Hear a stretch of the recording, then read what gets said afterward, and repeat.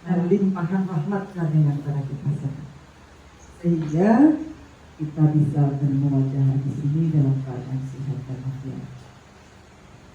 Salawat beriring di bulan besok ini. Melanjutkan rangkaian perjalanan saya monitoring. Kemarin saya di Man Kota Olahraga, lanjut di MTS, lanjut di MTS. Saya masih punya hari ini karena kemarin itu dari bandara langsung ke sekolah. Kemudian sekarang saya punya hari bertemu dengan Bapak dan Ibu semua. Alhamdulillah, ini suatu hal yang sungguh-sungguh membahagiakan saya. Karena tidak terjadwal sebelumnya saya bertemu dengan Bapak dan Ibu semua. Nah, oleh sebab itu patut saya syukuri karena mungkin berkah doa dan dari Bapak dan Ibu semua sehingga kita bisa bersilaturahim di sini dalam keadaan sehat walafiat. Semua sehat ya? Senyumnya terpampang di situ. Jadi alhamdulillah, walaupun sudah penat mungkin pikirannya 3 hari dijejali terkait dengan sosialisasi dan bimtek kurikulum Merdeka. Saya ingin tahu ini yang dari MTSN sini sebagai piloting project itu mana? Silakan angkat tangannya. Yang bajunya seragam. Oh, yang bajunya seragam pastilah gitu ya. Tapi kok ini beda sedikit seragamnya, Pak? Laki-lakinya sama Oh laki-lakinya gitu, beda. oh laki-lakinya begitu. Oh, jadi kaum Adam itu nggak mau disamakan dengan kaum Hawa. Oh ya beda gitu ya. Adakah apa kurikulumnya? Enggak ya? Boleh Pak diceritakan sedikit terkait dengan implementasi kurikulum Merdeka ini?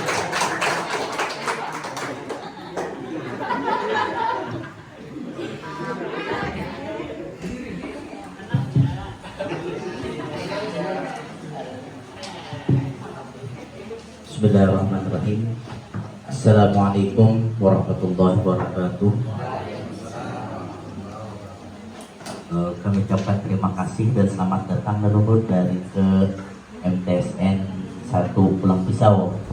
Jadi ini Bu, untuk kegiatan sosialisasi dan bimtek implementasi kurikulum Merdeka ini kelihatan seperti ini Bu, yang sebagaimana yang telah disampaikan, dan ini merupakan suatu penghargaan yang luar biasa dari kami Bu, sehingga bisa melaksanakan ini yang dulunya kami belum tahu kurikulum Merdeka, sekarang sudah istilahnya bahasa itu ada ngerti sedikit Bu, ngerti, paham. Apalagi kemarin Ibu, sampai saat ini Bu, saya masih ingat apa yang disampaikan oleh Ibu tentang P5RA yang rahmatan lil alamin. Nah, itu masih ingat sama apa yang disampaikan oleh Ibu kan. Nah, jadi artinya ada sudah. Jadi kami di sini di madrasah kami ini sedikit-sedikit mempelajari, sedikit-sedikit kami menerapkan. Insyaallah kami tahun harapan ke depan nanti tahun depan insyaallah kami akan menerapkan kurikulum Merdeka yang ini masih diterapkan untuk kelas 7. Jadi mungkin tahun depan paling tidak kelas 8 dan kelas 7. Jadi kelas 9 belum. Mungkin itu saja Bu harapan dari kami, dan kami ucapkan terima kasih dan selamat datang kepada Ibu. Ibu-ibu itu dalam satu hari dia harus mengeluarkan paling tidak 3.000 kata. Dia tidak pusing kepalanya. Assalamualaikum warahmatullahi wabarakatuh.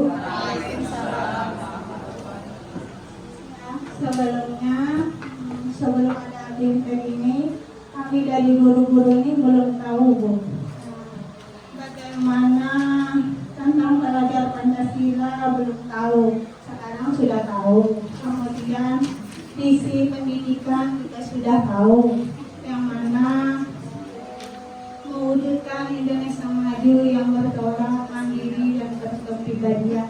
Alhamdulillah ada ilmunya Bu yang sudah didapat dari bimtek ini. Itu aja Bu.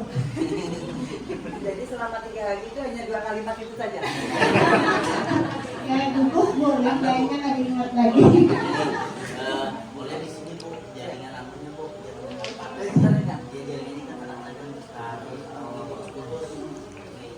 Jadi saran saya ketika menghadapi jam 9 sampai jam 11 saya baru bisa sore itu pulang. Harapannya sih panjang. Kita dengarkan dulu. Dirjen Pendidikan Islam sebagai penyelenggara kurikulum Merdeka. Saat itu apa yang dilakukan Pak Waka? Atau bagaimana? Ibu ya? Bukan kepala enggak? Ya, kenapa? Bingungnya bagaimana? Yang dibingungkan apanya? Oleh karena masih berubah tuh. Iya. Kalau selesai kita kemarin kan kurikulum 13 sebelumnya habis itu kan revisi. Setelah itu datang lagi kurikulum Merdeka, jadi makin bingung. Gitu. Darurat Ya darurat kan kemarin nih. Tetapi pasti berlalu lalang itu informasi terkait dengan kurikulum Merdeka di gadget kepada Indonesia. Iya kan? Iya.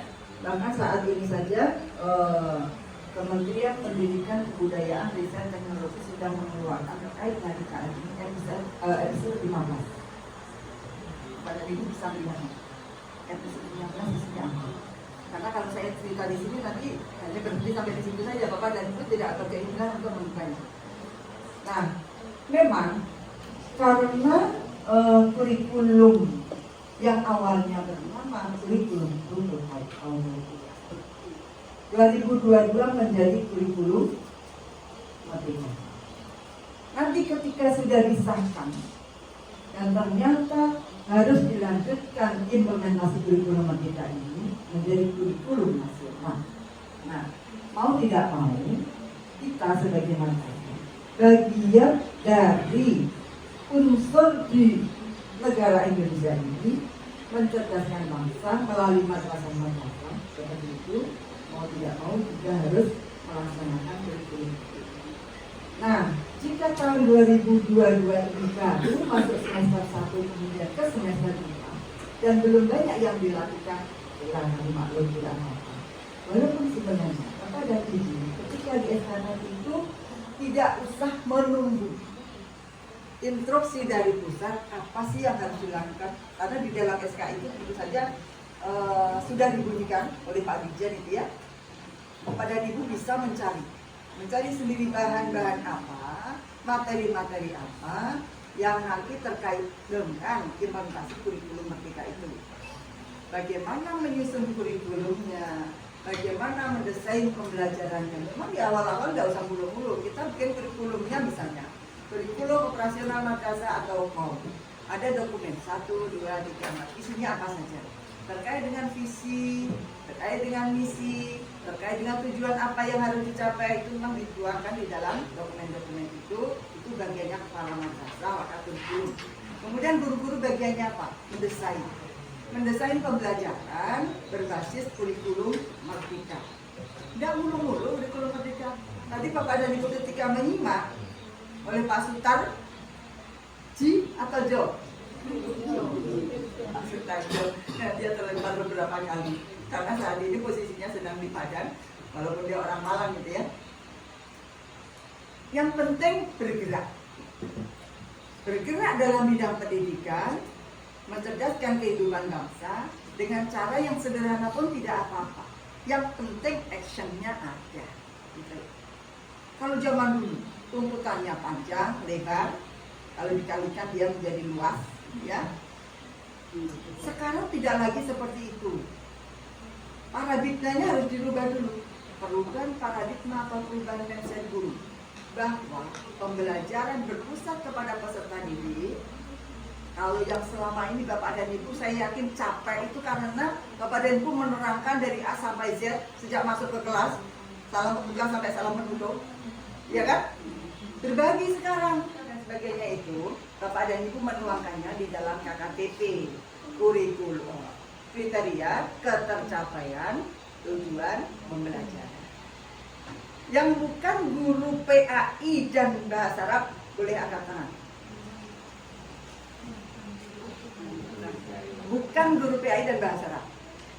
Sehingga kalau kami di dalam laman Kementerian Agama khususnya untuk madrasah itu, di situ sudah ada bagaimana menyusun form, bagaimana mendesain pembelajaran, menurunkan CP menjadi tujuan pembelajaran, menjadi ATP, urut-urutannya, kemudian KKTP. Dari TP itu harus di-breakdown lagi menjadi tujuan-tujuan kecil yang namanya KKTP. Kemudian buatlah agar menjadi jelas perencanaan Bapak dan Ibu semua itu di dalam modul ajar atau RPP. RPP mau sederhana silakan, mau lengkap silakan, mau selembar monggo, mau 2 lembar silakan. Yang penting Bapak dan Ibu menjadi jelas. Karena di dalam KKTP itu adalah arah kemana Bapak akan menuju, ya. Peserta didik mampu apa? Mampu apa itu sesudah diberi pelajaran, materi, kemudian diakses atau dinilai. Tapi sebelumnya harus diawali dengan asesmen diagnostik untuk memetakan kompetensi peserta didik itu di mana posisinya. Level 1K perlu pendampingan, level 2K apakah dia sudah tampil atau belum, sudah cakapkah atau belum, ataukah dia perlu ruang kreasi. Tidak memungkinkan di antara murid Bapak dan Ibu semua ini ada yang pintar luar biasa, sehingga jangan sampai dia seolah-olah diabaikan. Pak, aku sekolah ini kayak tidak dapat ilmu ya, kok kayaknya tidak ada penambahan ilmu saya, karena guru saya itu hanya memperhatikan yang tidak pintar itu. Walaupun sebenarnya tidak ada peserta didik yang tidak pintar. Yang ada adalah mereka yang belum menemukan guru yang tepat. Kita pasti ingat kisahnya Thomas Alva Edison yang sampai sekarang karyanya kita nikmati. Ketika dia sekolah itu dilemparkan oleh gurunya karena dia tidak bisa mengikuti. Gurunya mengatakan bodoh. Sampai akhirnya gurunya dipanggil, diberikanlah surat peringatan bahwa anak Anda dikeluarkan dari sini karena tidak mampu mengikuti. Orang tuanya geram juga. Bisa sih anakku dikategorikan begini, wes tak ajar sendiri. Pulang sendiri oleh diri. Dalam setiap kali percobaan, karena dia memang bukan tipe belajar anak itu berbeda-beda. Jadi Bapak dan Ibu melalui kurikulum merdeka itu, pembelajaran berdiferensiasi itu penting. Muridku ini dia tipe kinestetik, muridku ini tipe auditori, muridku ini tipe tukang gambar misalnya. Ya, kalau dia itu tidak mengerti gambar-gambar dijelaskan tidak paham. Atau tipe yang mana lagi? Mungkin campuran karena tidak hanya satu orang itu satu tipe. Bisa jadi ya saya bisa mendengarkan orang menjelaskan dengan audio, bisa juga dengan menggunakan visual melalui video, gambar dan sebagainya. Bisa juga melalui yang lain. Dalam satu pribadi itu bisa jadi bercampur-campur kompetensinya atau tipe belajarnya. Kalau yang itu gampang, guru menanganinya mudah. Tetapi kalau misalnya dia itu dengan tipe-tipe primer, yang dia itu harus begini saja gitu. Tipe dia tipe auditori misalnya, itu dia rajin mendengar, kayak anak saya. Tapi saya juga nggak yakin anak saya itu hanya tipe auditori. Dia tidak mau belajar di rumah. Yang nomor 3 itu anak saya yang kecil, gurunya menerangkan apa, dia bisa menangkap 100%. Jadi tidak belajar dia di rumah. Kecuali kalau saya gurunya bilang, bisa ulang aja, dia harus belajar. Kalau enggak ya enggak. Dan itu karena nilainya selalu bagus, gitu ya. Nilainya selalu 10, tetapi ketika suatu saat dia habis sakit, kemudian dia tidak mengerjakan itu sama nilainya dengan yang lain, dia merasa kecewa, sungguh kecewa kata saya. Iqbal, ibu tidak menuntut begitu, saya bilang gitu. Yang penting kamu belajar dulu, bagus nilainya, tidak mengecewakan. Waktu itu memang orientasinya nilai ya. Kalau saat ini transfer itu tidak hanya ilmu, transfer itu juga nilai. Nilai dalam arti bukan nilai 9, 10 itu enggak. Nilai di sini maknanya adalah apa ya? Apa maknanya kalau nilai itu? Apa? Bukan capaian. Semacam dia itu kayak dari attitude itu value bukan yang digambarkan dengan nilai 7 itu bukan gitu. Jadi Bapak dan Ibu punya tugas itu tidak hanya mentransfer ilmu saja. Ketika saya punya ilmu ini tak pindahkan dengan anakku selesai sudah tugasnya itu, tetapi terkait dengan perilaku. Nah perilaku itulah value, gitu ya. Sehingga ketika anak saya itu merasa sangat sedih, kenapa Iqbal, gitu kan? Tadi aku ulangan nilaiku sama dengan teman. Dia nilainya hanya 90. Karena biasanya selalu 100. Tidak harus begitu, saya bilang itu. Karena kalau yang demikian dipupuk itu bahaya. Dia harus selalu di atas, tidak mau dikalahkan, itu bahaya. Nah, sehingga ya kadang-kala anak itu ketika ulangan situasi psikologisnya sedang tidak bagus, misalnya kemudian dia itu nilai, tidak apa-apa juga. Yang namanya hidup itu kan jalannya tidak lempeng terus, kadang-kala ada belok kiri, belok kanan, ada tanjakan, ada turunan, kayak gitu kan. Itu variasi hidup memang begitu, dan itu kita ajarkan di dalam nilai-nilai itu gitu. Sehingga semangat itu memang harus tetap dikeluarkan. Nah, Bapak dan Ibu, terkait dengan bagaimana nanti mendesain sebuah pembelajaran yang itu menyenangkan bagi peserta didik. Menyenangkan tapi bermakna. Kalau hanya menyenangkan itu mudah. Kenapa? Bapak dan Ibu bisa menjadinya keluar. Senangnya apa? Kita ikuti itu menyenangkan. Tetapi tidak seperti itu. Nilai-nilai juga harus kita sampaikan. Yang menyenangkan, ya bermakna. Ya penuh dengan inovasi. Kalau kemarin itu hanya ceramah, efektivitas ceramah itu semaksimal mungkin hanya 65%. Kalaupun ada pertanyaan cukup satu aja ya, mewakili yang lain. Ada nggak kira-kira? Ada? Ada. Berarti sudah jelas kayaknya mengenai kurikulum ini. Sudah siap ya. Pokoknya saya titip Pak, Ya. luruskan niat, ubah paradigma Anda di dalam mengajar ya. Siap, Pak. Student Oke, Bu, ya. learning Ya. berbasis peserta didik, inovatif, menyenangkan, bermakna, memperhatikan diferensiasi peserta didik, semangat jangan lupa, kobarkan senantiasa di dalam dada untuk kemajuan anak bangsa. Mereka menjadi peserta didik yang mandiri, berpres. Saya membaca loh di madrasah di depan itu terkait dengan sosialisasi dan bimtek kurikulum merdeka menjadi sebuah keniscayaan harus dilakukan dalam rangka mengimplementasikan kurikulum itu dengan baik dan benar. Ketika kurikulum itu sudah dilaunching oleh Kementerian Pendidikan, Kebudayaan, Riset dan Teknologi, maka sebagai mitra kita pun juga harus meningkatkan kompetensi peserta didik di madrasah kita masing-masing. Oleh sebab itu berjalan bersama, duduk sama rendah, berdiri sama tinggi menjadi sebuah keniscayaan dalam rangka menjawab tantangan zaman yang makin lama makin maju. Dan itu tidak bisa hanya dengan menggunakan kurikulum yang lama, tetapi kurikulum harus inovatif, harus diperbaharui seiring dengan perkembangan ilmu pengetahuan dan teknologi. Kurikulum ini adalah kurikulum yang implementatif. Maksudnya, siapapun dan guru dimanapun bisa melaksanakannya dengan baik. Tidak itu di madrasah yang sangat modern dengan sarana dan prasarana yang lengkap, tetapi juga di sekolah-sekolah atau madrasah-madrasah yang sederhana sekalipun. Sehingga tidak ada yang menyulitkan dari implementasi kurikulum merdeka ini. Bekalnya adalah semangat.